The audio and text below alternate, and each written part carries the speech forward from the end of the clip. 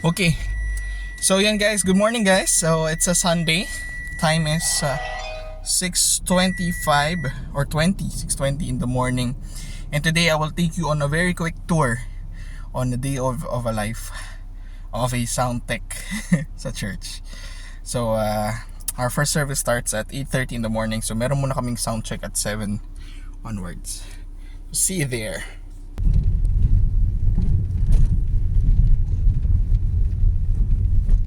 Okay, good morning guys. So nandito na ngayon ako sa church and time is 6:46 in the morning. So it's early, it's still early in the morning pero tama lang na nandito tayo because at least pag tech ka, you're always first in and last out. Yan, so ngayon I'll take you on a tour sa kung ano yung preparations that I make every time na before mag sound check every Sunday before mag-service. So let's go.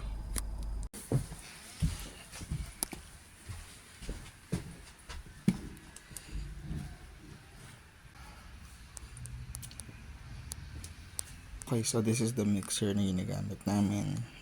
This is a mix for online. Yung mga computer for clicker and broadcast sa kabila. So let's turn this up.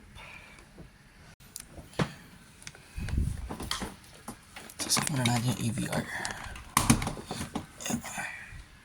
And this mga computer. Yan. So on yung AVR. Ito. On yung sa lights. Ito mamaya na to. So lagi yung magsa-start sa power source kapag nag-on. And then tanggalin muna natin yung plastic.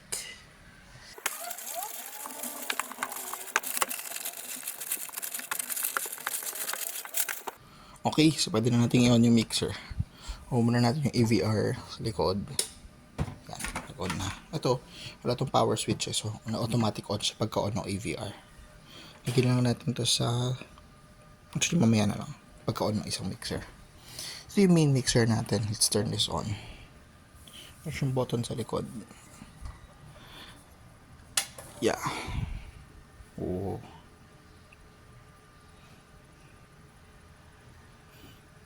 This is the Allen & Heath SQ5. Yan. Yan, naka-on na yung mixer.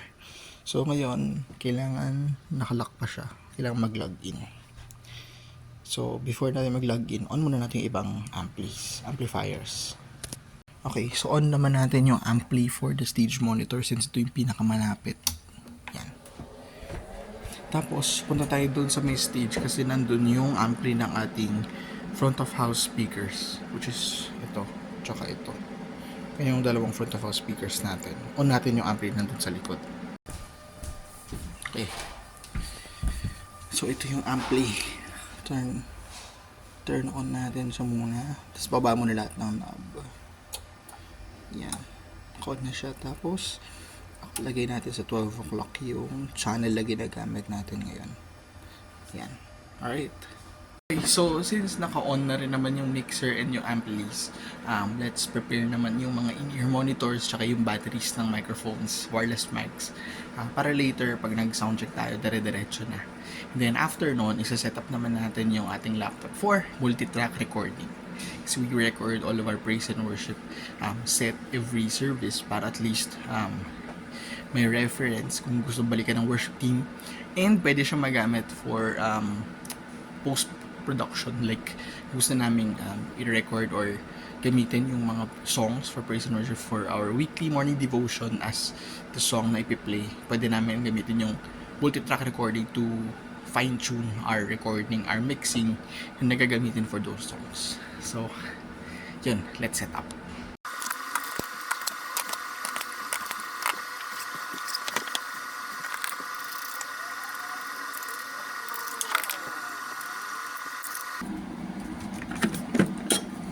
Prepare naman natin yung sa preacher na mics. RF3 and 4. So ang ginagamit, ang mics na meron kami is yung ginagamit for song lead is the Shure BLX BLX22 SM58, which is ito. Yan. This is the Shure BLX 22 SM58. For host and preacher naman, we use the Shure SVX 28 or 22 PG58.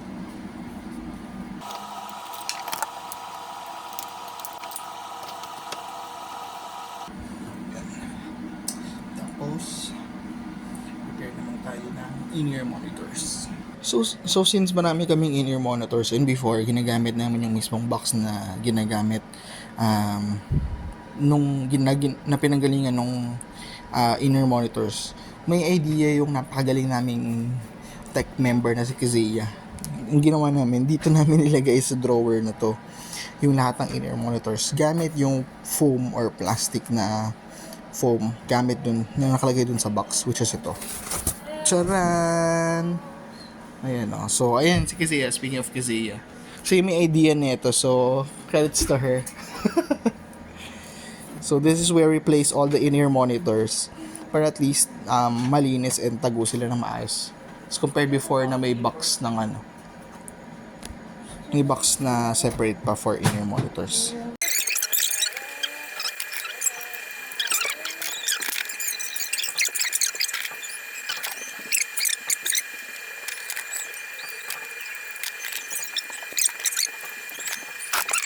So, ready na yung mics natin. Ready na rin yung in-ears. Ito, ayusin ko yan. Ang gulo pa ng mga charger ng batteries. Pero, pag nalinis na to, ilalagay naman natin yung laptop for multi-track recording. Let's go. So, ito yung laptop. Set up natin yung multi-track recording.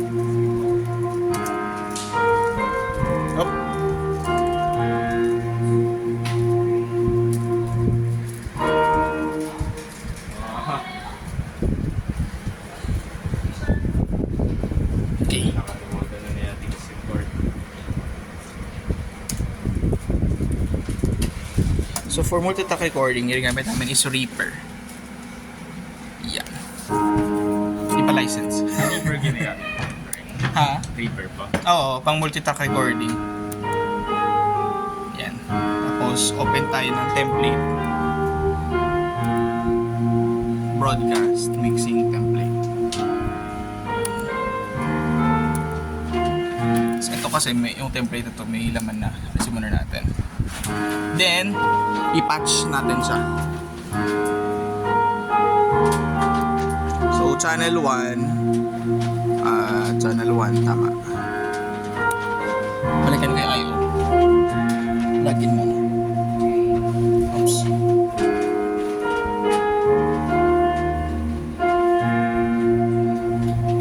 USB, I out.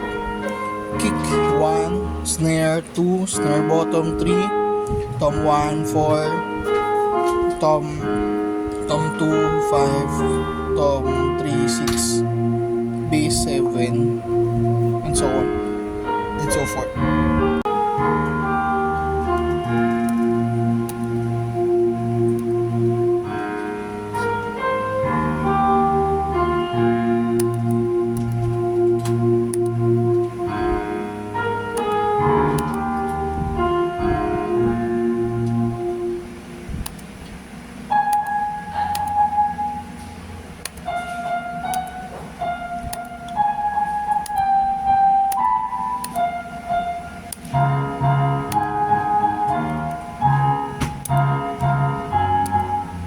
Atay acoustic yun.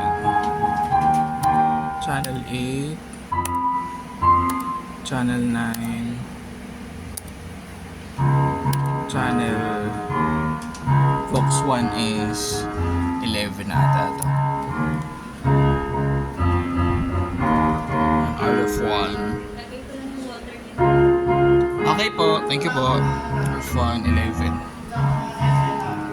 F1, 11, RF2, 12, tapos 15, 16 ng mga backing box RF15, and then 16.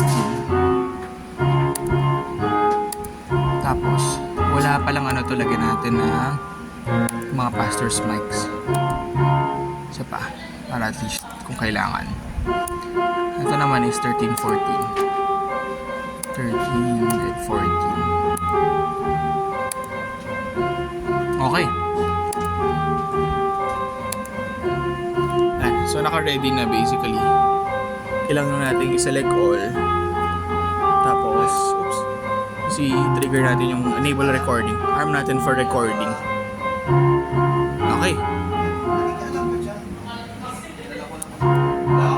Yan. Okay, ready na yung multitap recording.